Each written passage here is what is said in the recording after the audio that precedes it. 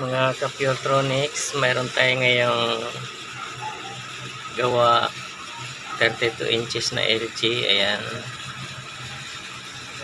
ang problema po dito mga ka-Puretronics ay kusa yung volume nya mataas hanggang sa 100 kahit hindi pinipindot ang kanyang button.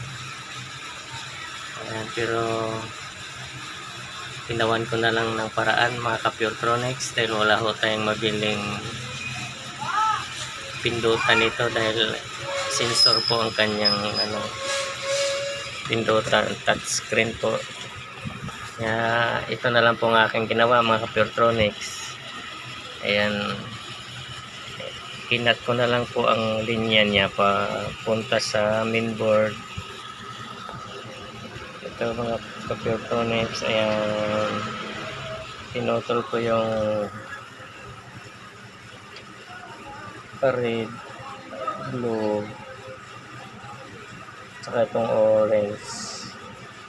Yan po ang linya niya ka-Puretronics sa volume o sa mga pindutan niya dito sa harap.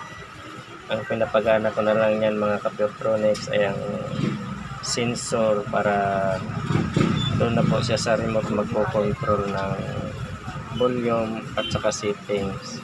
Ito po ang remote niya ka-Puretronics, universal. Ayan, at pag pinindot ko ang volume, ayan na mga ka-Puretronics, sa labas na siya, pwede siyang hinaan. Hindi na siya kusang nagpipindot ka-Puretronics. Yan lang po mga Puretronics. Salamat sa Diyos.